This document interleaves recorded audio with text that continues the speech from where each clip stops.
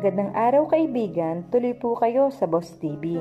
At bago po tayo magpatuloy, pakilike po ng ating video at pakiclick na din po ng subscribe button at ganoon na din po ang bell icon para po sa parating pa nating mga upload.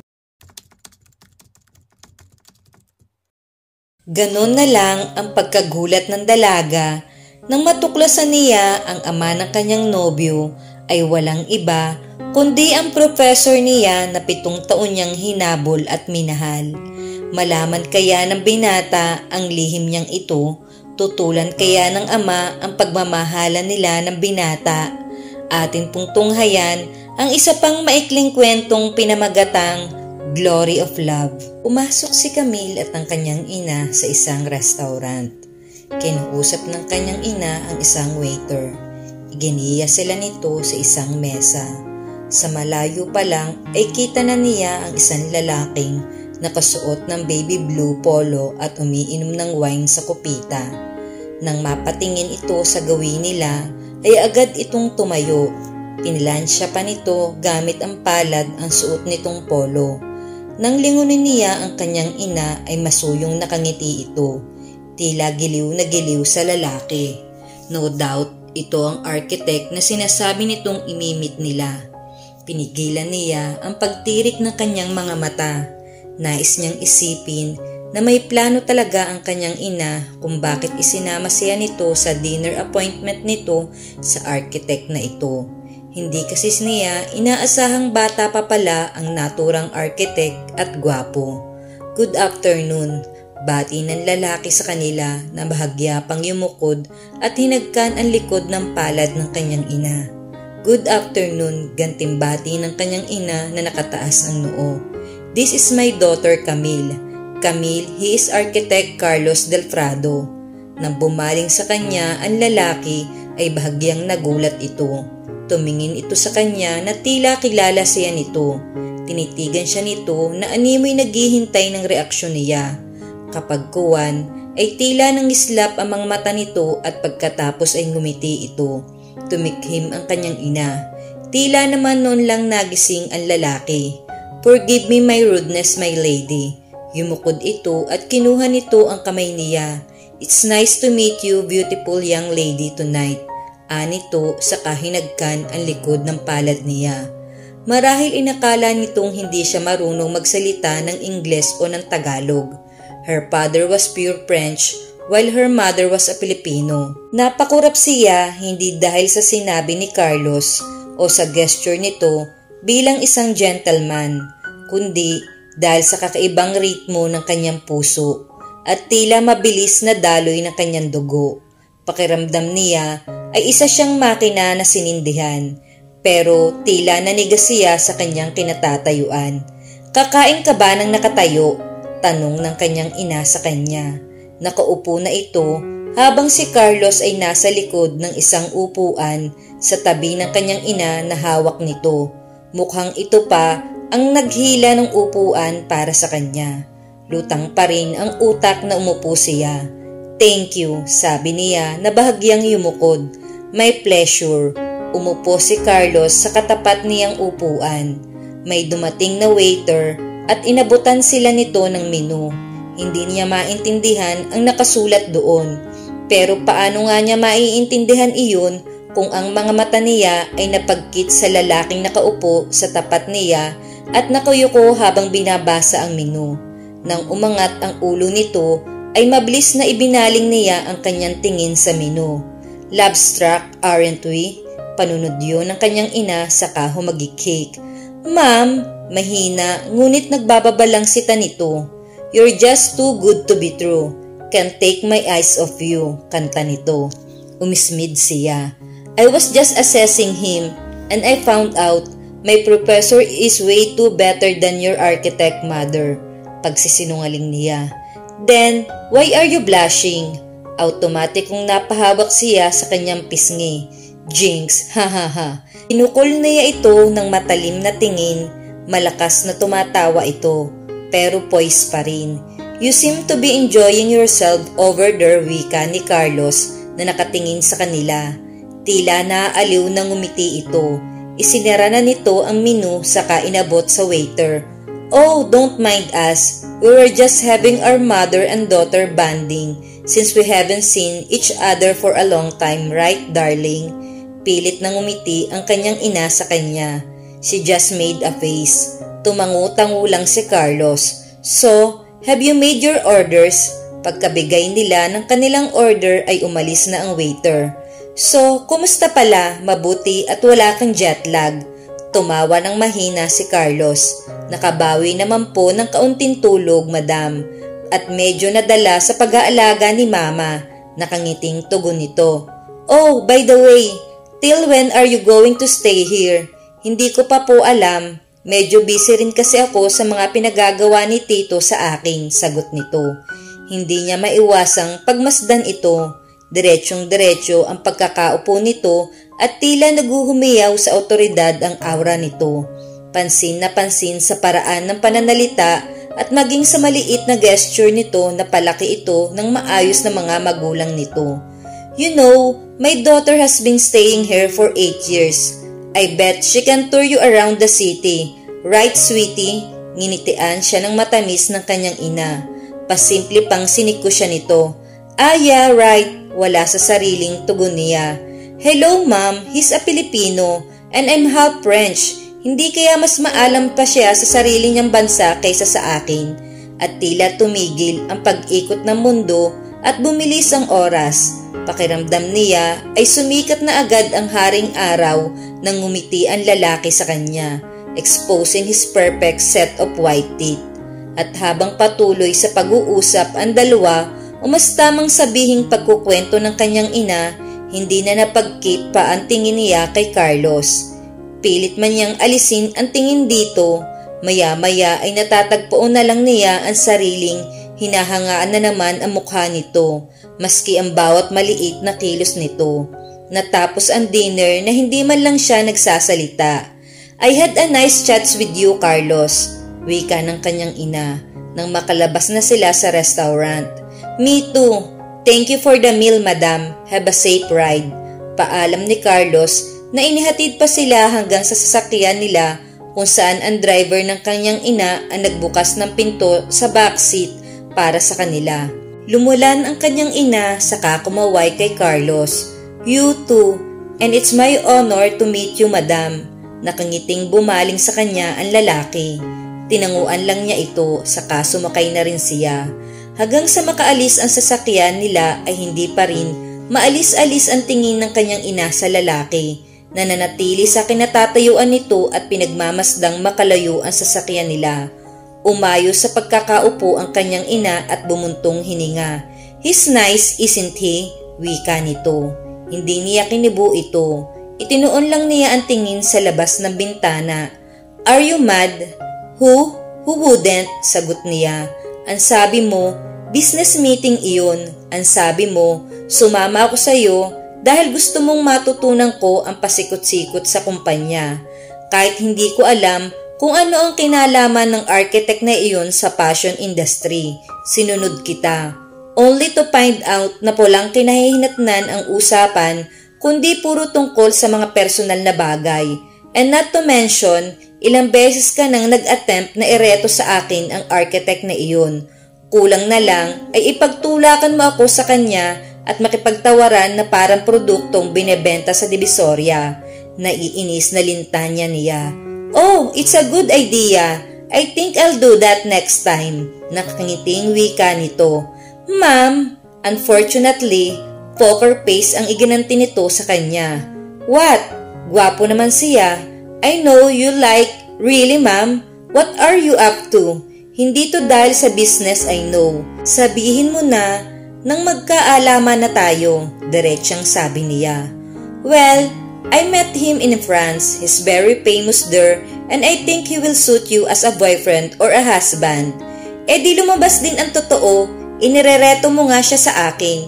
But I know him very well. Eh di ikaw na lang ang makipag-date sa kanya. Camille, nagbababala ang tinig nito. Mami, ano ba naman iyan? Blind date? Para lang iyon sa mga desperado. Hindi pa ako desperado. But I am. Inirapan niya ito. Eh siya, wala ba siyang girlfriend o babaeng minamahal? Desperado na rin ba siya? Nginisihan siya nito. Yap, desperado na nga siya. Nanlalaki ang mga matang napatingin siya rito. Desperado na siyang makuha ang loob ko para mag-invest sa company na pag-aari ng tito niya, kung saan nagtatrabaho rin siya. I told him pag-iisipan ko dahil pabaksak na nga ang kumpanyang iyon. Ayokong magsayang ng pera sa isang kumpanyang wala ng pag-asa. But on the second thought, magaling ang architect na iyon. I can make use of his talent kapag naging parte na siya ng kumpanya natin. Our company will have a boost in the fashion industry. I wonder what an architect can do in the fashion industry. Anyway, bakit hindi mo na lang siya kunin sa company ng tito niya? Since pabagsak na naman pala iyon, hayaan mo na lang bumagsak, question niya. That's a good idea, darling, except the fact that he loves that company so much at hindi raw niya iiwan yun kahit anong mangyari. So the only way I could make him work for me is to make him a part of the family. I get the gist, mother.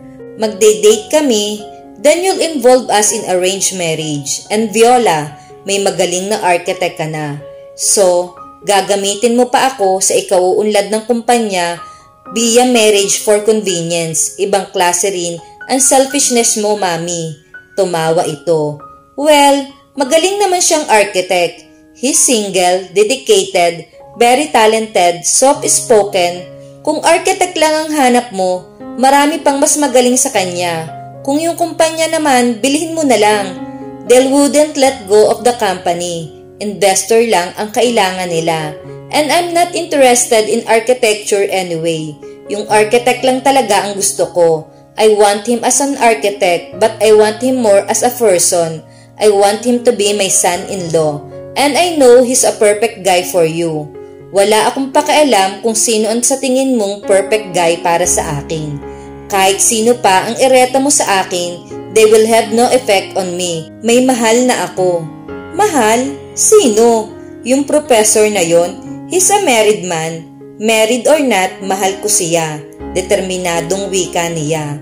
Tumaas ang isang sulok ng mga labi nito bago ito umibis na sasakyan nang pagbuksan ito ng pinto ng driver. Hindi niya namalayan, nasa rest house na sila. Nagtatakang sumunod siya rito. Nang nasa loob na sila ay huminto sa paglalakad ang kanyang ina at hinarap siya nito. Sigurado ka bang mahal mo ang professor na yon? Natigilan man siya sa tanong ay pinatatag niya ang mukha saka siya tumango. Yes, nagkibit balikat lang ito. Are you going to work tomorrow? Tumango siya kahit nagtataka sa biglang pag-iiba nito ng usapan. Then, asahan mong ihahatid ka ni Carlos bukas. Anito saka tinungo ang hagdanan. What? Kung talagang mahal mo ang professor na yon, then prove it. Go out with Carlos. At bakit ko naman gagawin iyon? Sinabi ko na nga sa yung mahal ko si Ramon. Tapos ipipilit mo pa rin sa akin ang architect na yon. Hindi ko kailangan makipag-date pa sa iba. Nakakalokong ngumiti ito. Ang dahilan kung bakit hindi ka nakikipag-date kahit kanino sa mga kaklase mo, sa mga kliyente, o sa office mate mo is because you're afraid of losing your affection for your loving professor. That's not true. Kung talagang mahal mo ang professor mo, kahit na sinong ipa-date ko sa'yo, hindi ka matatakot harapin dahil alam mo sa sarili mong sa pagtulog mo sa gabi, yung professor mo pa rin ang mahal mo. Nagbugas siya ng hangin. You know, ma'am, your idea is pointless. Para lang mapilit mo akong gawin ang gusto mo, kung ano-ano pang psychological manipulation ang ginagawa mo. That's how desperate I am. Well then, just so you know, kahit ano pang gawin mo, ni minsan hindi ko inisip na magduda sa nararamdaman ko kay Ramon. I love him and I will love him in my own way. At kaya hindi ako nakikipag-date kahit kanino dahil ayokong mag-aksaya ng oras sa mga bagay na alam kong walang patutunguhan. Bali walang kinumpas nito ang kamay nito. Well, keep that to yourself. Pagod na ako. Gusto ko nang magpahinga. Good night, darling. Hinagkan siya nito sa noo, saka pumasok na ito sa silid nito. Napabuga na lang siya ng hangin. So what kung nagmamahal siya ng maling lalaki? Mali rin namang mahalin ang nirereto nito sa kanya kung sapilitan iyon. kahit gaano pa kagwapo ito. Maagang umalis ng rest house si Camille.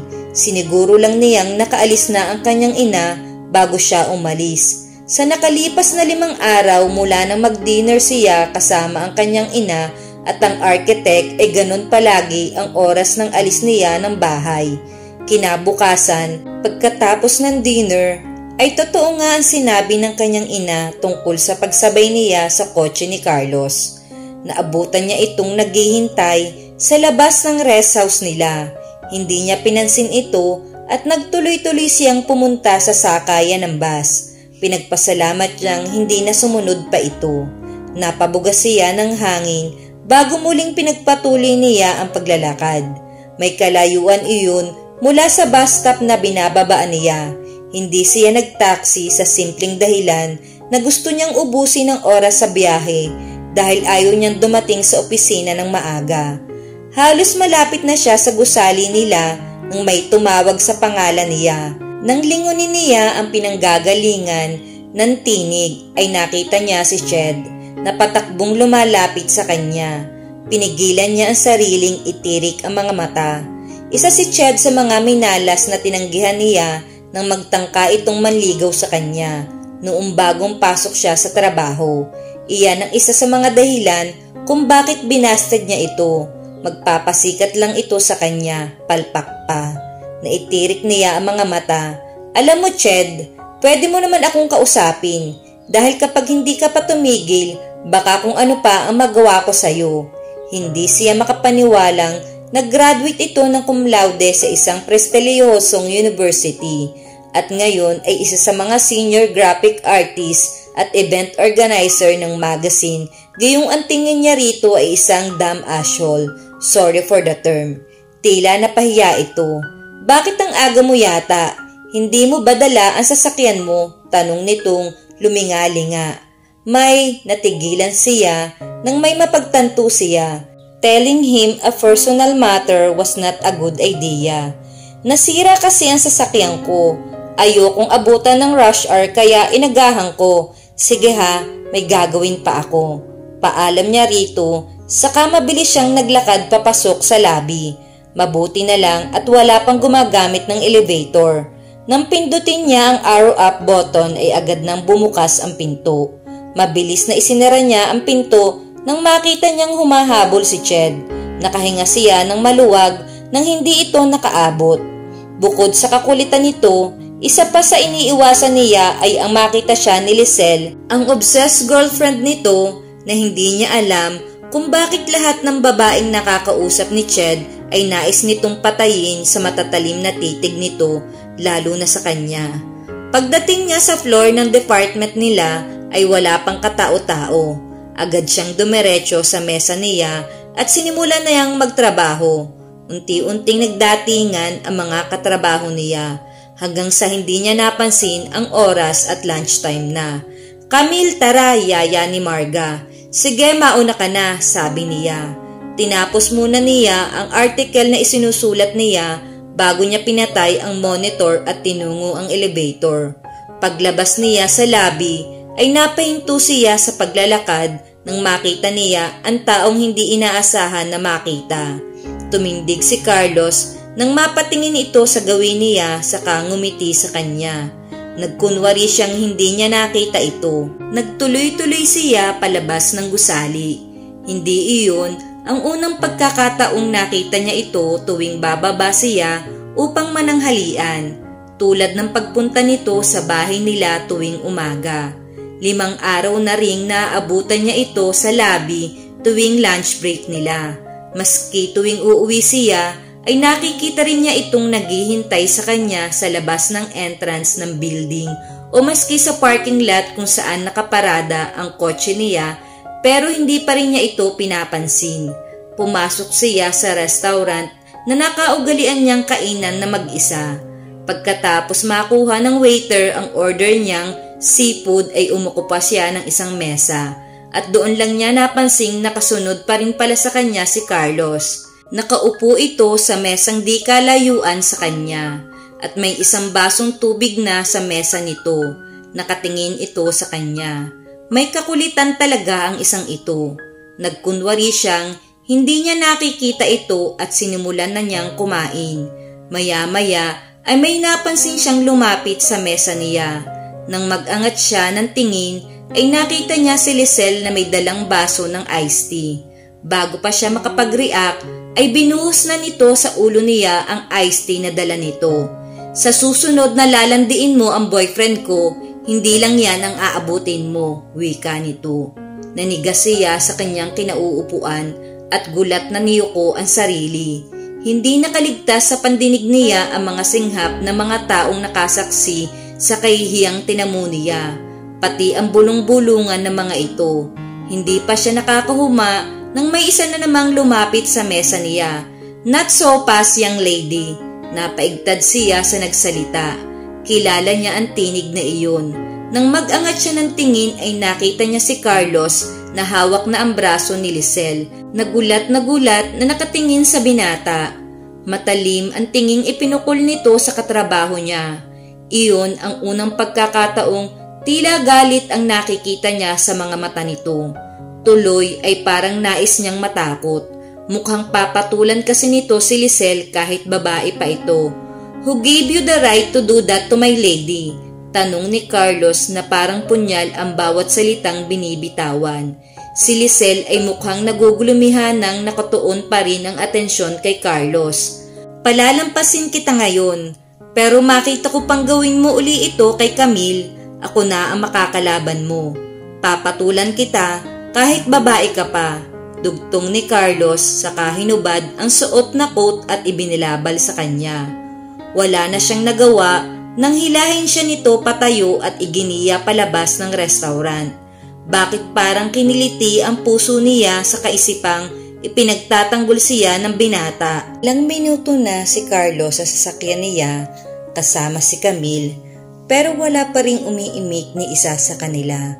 Doon niya dinala ito pagkatapos niyang iligtas ito sa kahihiyang kinasangkutan nito. Hindi niya alam kung ano ang pinagmula ng gulo, pero hindi niya maiwasang i-involve ang sarili nang makita niyang binuhusan ito ng iced tea ng babae.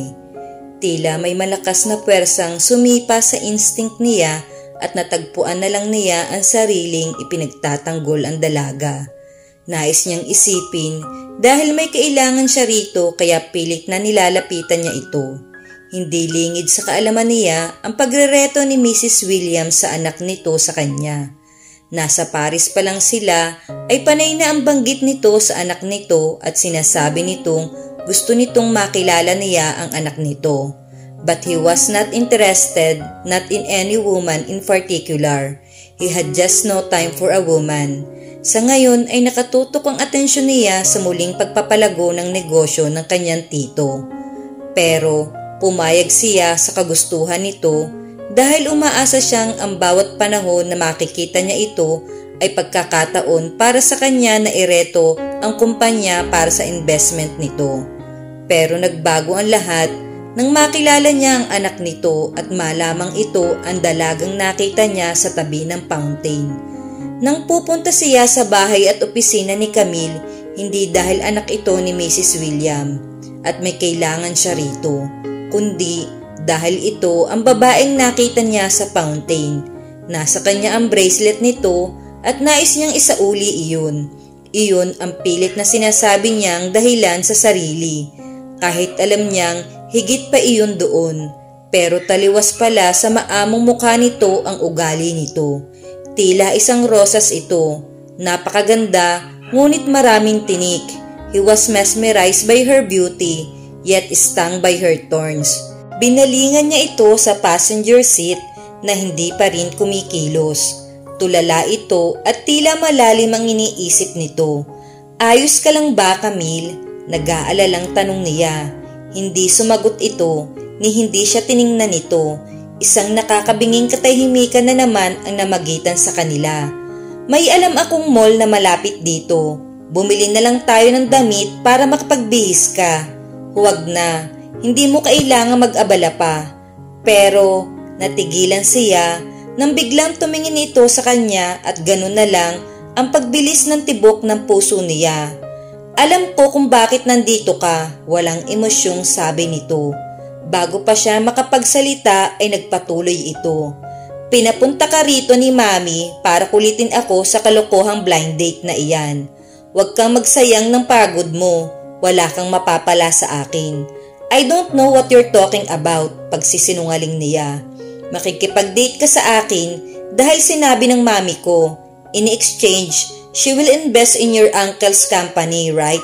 Nagulat siya. Kung ganon ay alam nito ang sitwasyon niya. My mom told me everything at kaya nandito ka ay para sakyan ang kalokohan ng mami. Mom's using me to get you and now you're using me to get her. Ganyan na ba talaga ang ugali ng mga businessman ngayon? Using other people to get what they want without taking into consideration others people's feelings. Nakita niya ang tila sakit na dumaan sa mga mata nito pero mabilis ding nawala iyon. You don't need to pretend you're interested in me. I know you're not and I'm not either. So let's just get this straight and done with. Hindi kami in good terms ng mami ko. Nagpunta siya rito para guluhin ang nananahimik na buhay ko. Kung ano man ang plano mo sa akin, itigil mo na. Nagsasayang ka lang ng oras mo dahil wala kang mapapala sa akin. I don't give a damn about my mother's business whatsoever. Kaya kung ako sa'yo, mag-isip na lang ako ng ibang strategy. Isinuksok niya ang kamay sa bulsa niya at kinapa ang bracelet nito. My lady, let me make this clear, hindi ako nagpunta rito para... Wala akong balak na ma-involve ang sarili ko sa negosyo ng mami ko. So please, just leave me alone. Ito na sana ang huling beses na makikita kita. Pagkatapos ay bumaba na ito ng sasakyan niya. Tulalang nasundan lang niya ito ng tingin. Kinuha niya ang bracelet sa bulsa niya na palagi niyang dala. Sa ikalawang pagkakataon, tinakbuhan na naman siya ng dalaga. Habang nagpupumilit siyang mapalapit dito, ay pilit na lumalayo ito sa kanya. Ano na ang gagawin niya? Ginagap niya ang bracelet, saka tiningnan ang coat niya na iniwan nito sa passenger seat. Sa susunod, hindi na niya hahayaan itong matakasan siya. Ma'am, I'm ready. Natigilan sa pagbaba ng hagdanan si Camille kasabay ng biglang pagbilis ng tibok ng kanyang puso nang makita niya ang taong nakaupo sa sopa sa sala ng restroom ng kanyang ina. Napag-usapan nilang mag-ina na pumunta sa Tagaytay sa araw na iyon. Wala sana siyang balak na pagbigyan ito dahil rest day niya ng araw na iyon at nakaugalian na niyang matulog maghapon. Ngunit sinabi nitong mula nang dumating ito ay hindi pa sila nagkakaroon ng bonding moments dahil abala ito sa mga inaasikaso nito sa negosyo kahit nandito ito sa Pilipinas habang siya ay abala sa trabaho niya. Feeling guilty, she submitted to her mom. Napag-usapan nilang siya ang magmamaneho ng sasakyang gagamitin nila. Pero kung pupunta sila sa Tagaytay, ano ang ginagawa ni Carlos sa kanila?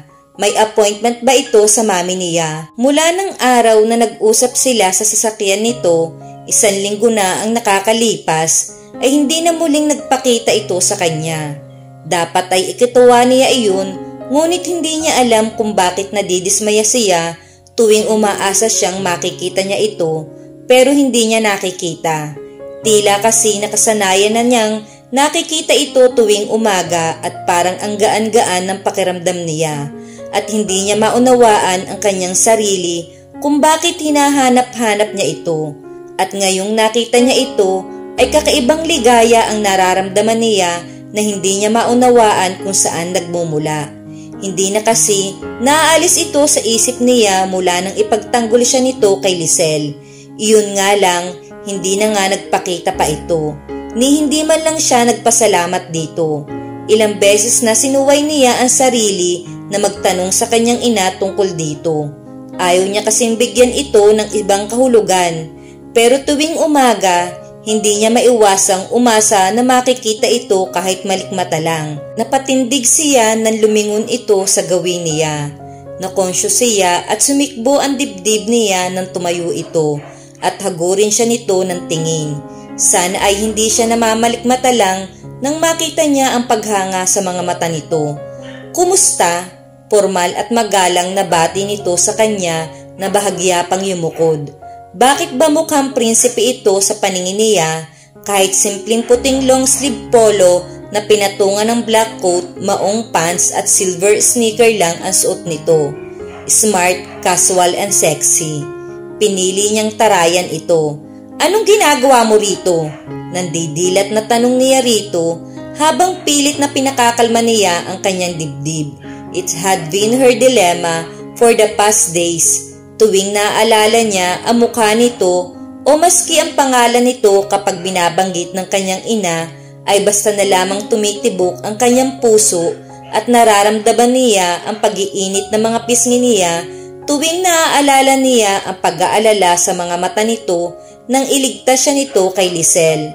"Are you all dressed?" tanong ng kanyang ina na sumulpot mula sa kusina. Habang nag-aayos siya kanina, ay nagpaalam itong iinom lang ng tubig. Bumaling ito kay Carlos. "Carlos, I'm glad you're already here. Bonjour, madam." Nakangiting bati ng binata sa kanyang ina. "Anong ginagawa niya rito, ma'am?" Prangkang tanong niya. Kahit sa puso niya, nais niyang magalak dahil nakita uli niya ito. Nanitang tiningnan siya ng kanyang ina. "Well, tumawag siya sa akin kaninang umaga at gusto niya akong makausap tungkol sa business ng tito niya. He said it was urgent, so I just asked him to come with us since my time is precious." So, business pala ang pinunta nito. Bakit tila nakadama siya ng pagkadismaya? "Kung ganun, kayo na lang ang umalis. Hindi na lang ako sasama," sabi niyang humalukip-kip pa. Apologetic na tumingin ang kanyang ina kay Carlos. "Carlos, will you excuse us for a moment?" Pakiusap nito. Sure, I'll wait for you outside," wika ng binata saka lumabas ng bahay. "Kailangan mo ba talagang maging rude sa harap niya?" sita ng kanyang ina sa kanya. "Sinabi ko na sayong huwag mong isasali ang business sa family affairs mo, diba?" Paalala niya rito. Ipinangako nitong sa araw na iyon ay siya lang ang aasikasuhin nito at wala ng iba kahit si Carlos pa iyon. Pero dahil nga nabanggit na niya ang pangalan ni Carlos, ay doon nagsimulang magkwento ito tungkol sa binata. Tuloy ay marami siyang nalaman tungkol sa gwapong arkitekto. 29 years old na ito at nakakuha ng lisensya sa edad na 19. Nag-aral ito ng masteral sa US at pagkalipas ng 1 taon ay nagpunta ito sa Paris at nagtrabaho sa kumpanya ng tito nito. Doon nito nakilala ang kanyang ina at nagtrabaho bilang contractual architect para sa mga sangay na pinatatayo ng kanyang ina. Ipinakita pa ng kanyang ina ang mga building na ginawa nito. Tuloy ay hindi niya maiwasang humanga sa binata dahil talaga namang napakaganda ng mga gawa nito. One of a kind. Iyon ang unang pagkakataong nakita niya ang mga sangay ng butik ng kanyang ina. Ni minsan kasi ay hindi pa siya dumarayo ni isa sa mga iyon at hindi na siya magtataka kung bakit gano'n na lang ang kagustuhan ng kanyang ina na makuha ang binata. Hindi nga yata sila makakakita ng kagaya ni Carlos. Nagbuga ng hangin ang kanyang ina. "Okay, fine. Hindi na kita pipiliting magustuhan siya. But please, this time, pwede bang pagbigyan mo muna ako? Just be nice in front of him. He's an architect and a businessman. Let's all be civil, okay? After all, he came here for a business." Saka tinalikuran na siya nito. Iyon na nga eh, he came here for a business. Balungkot na wika ng isip niya. Tahimik lang si Camille habang nagmamaneho siya. Nasa passenger seat ang kanyang ina at si Carlos naman ay nasa backseat. Nag-uusap ang mga ito tungkol sa negosyo.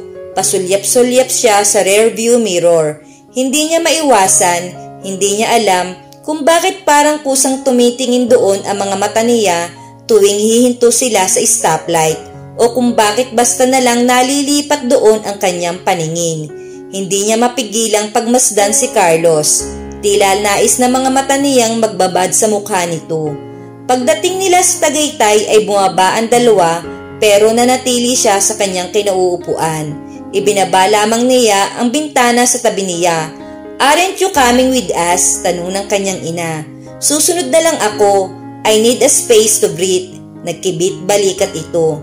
Tila walang pakialam na sumunod lang sa kanyang ina si Carlos. Nang mawala ang mga ito sa paningin, ay napapagod na isinandal ang kanyang ulo sa headdress. Napahinga siya ng malalim habang sapon niya ang kanyang dibdib. Bakit ba? Bigla-bigla ay nais niyang sumabog sa simpleng pagsulyap lang ni Carlos sa kanya. Bakit ba? Pakiramdam niya ay siya na ang pinakamagandang babae sa mundo tuwing nakikita niyang nakatingin si Carlos sa kanya. Hindi naman minsan na nahuhuli niya itong tumitingin sa kanya sa rearview mirror. Pero hanggang doon lang. Sa kabuuan ng biyahe nila ay hindi siya kinakausap nito. Talaga bang sumuko na itong makipaglapit sa kanya dahil sa sinabi niya o ikinatuwa pa nito iyon dahil talagang walang balak itong makipaglapit sa kanya kung hindi lang talaga dahil sa bilin ng kanyang ina. Bakit ba masyadong iniisip niya ang lalaking iyon? Hindi niya dapat pagtuunan ito ng pansin. Sumulyap siya sa rearview mirror at sinigurong maayos ang itsura niya kung sakaling makita siya ni Carlos bago siya bumaba ng sasakyan at sumunod sa mga ito. Pero nalibot yata niya ang buong Tagaytay ay hindi niya matagpuan ang mga ito. Babalik na sana siya sa sasakyan at doon na lang maghihintay ng may makakuha sa kanyang atensyon. Agad siyang lumiko pakaliwa at lumapit sa mga nagagandahang bulaklak. Hindi niya maiwasang humanga sa mga pulang rosas. Pakiramdam niya ay nasa paraiso siya habang napapaligiran siya ng paborito niyang bulaklak. Hindi niya napigilang mapangiti. Ilang saglit pa ay pinagsawa niya ang mga mata sa magandang tanawin sa harap niya bago siya naghandang umalis. Pero natigilan siya nang mapalingon siya sa kanyang kanan at makita niya si Carlos na nakatayo sa di kalayuan at nakatingin sa kanya. Iiwan sana niya ito pero naglakad ito papalapit sa kanya. Kumuha ito ng isang full bloom red roses saka nakangiting inaabot nito iyon sa kanya. Napatingin siya sa bulaklak. Alam mo ba kung anong ibig sabihin ng pagbibigay mo sa akin ng bulaklak na iyan? Tanong niya rito. Nagkibit balikat ito. I'm not the romantic type of guy, but this is the first time I've seen you smile. Mas maganda ka pa sa bulaklak na nandito kapag nakangiti ka. Hindi niya napigilan ang pag-init ng kanyang mga pisngi. Smile is the best makeup you could ever wear. And trust me, a guy wouldn't mind giving you flowers every day just to have a glimpse of a smile on your face. Wala sa sariling kinuha niya ang bulaklak. Pagkatapos ay tinilikuran na siya nito. Carlos, tawag niya rito bago tuluyang makalayo ito. Agad namang nilingon siya nito. About the blind date, you don't have to worry about it. Hindi naman kita pinipilit na, no really, humakbang siya palapit dito. Gusto kitang tulungan. Kakausapin ko si Mami tungkol sa investment. It's a way of my saying thank you. Dahil sa pagtatanggol mo sa akin kay Lisel noon. Yumuko siya at napatingin sa bulaklak na hawak niya. Hindi niya alam kung bakit ang gaan-gaan ng pakiramdam niya. Nakangiting nag-angat siya ng tingin. Promise, kakausapin ko si Mami at kukumbinsihin ko siya. Just leave it all to me, okay? Bukas na bukas, you'll just hear my mom saying she's going to invest in your company. Gulat na napatingin lang ito sa kanya. Maya-maya ay ngumiti ito. You don't have to do that, but thank you. Anito, saka nagpatiuna na itong naglakad. It was the second time he called her that. Bakit ba kinikilig yata siya? Naiwan siyang nakatingin sa palayong figura nito at wala sa sariling inamoy niya ang bulaklak na bigay nito. Nang makarating siya sa sasakyan nila, ay naabutan niya ang kanyang ina at ilang kalalakihan. May ilang flowering plants din na naroroon. Binuksan niya ang pinto sa likod ng CRV na ginamit nila at nilulan doon ang mga halaman. Nang maisara ang pinto, ay sumakay na siya sa driver's seat at ang kanyang ina naman ay sa passenger seat. Hindi pa niya pinaandar ang sasakyan dahil wala pa si Carlo. Oh, hindi na nga pala sasabay sa atin si Carlos. Nauna na siyang umalis dahil may importante pa raw siyang aasikasuhin, wika ng mami niya. Pilit niyang itinago ang pagkadismaya at pasimpleng tumingin sa ibinigay nitong pulang rosas na nasa dashboard. Pinaandar niya ang sasakyan. Habang nasa biyahe sila ay panay ang kwento ng kanyang ina, pero tila iniiwasan nitong pag-usapan nila ang tungkol sa negosyo. Ni hindi rin ito nababanggit si Carlos at kahit anong bagay na may kinalaman sa binata. Tuloy ay hindi niya alam kung paano isisingit ang paksa tungkol kay Carlos. Hindi naman niya magawang buksan ang paksang iyon dahil ayaw niyang bigyan ng maling kahulugan ang gagawin niya, kahit parang gusto na rin niyang isipin ng kanyang ina na nagkakagusto na nga siya sa binata. Dumaan sila sa isang restaurant para kumain. Halos 6:00 na ng hapon nang makauwi sila sa bahay.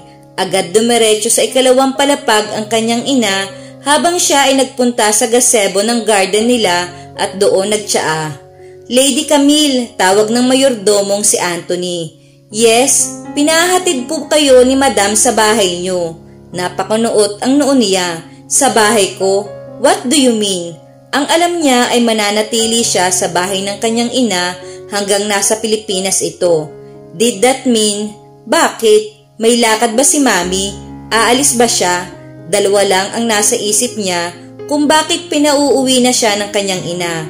It was either her mom will leave the country or suko na ito sa pagmamatch sa kanila ni Carlos. Pero ni isa man sa mga iyon ay ayaw niyang tanggapin.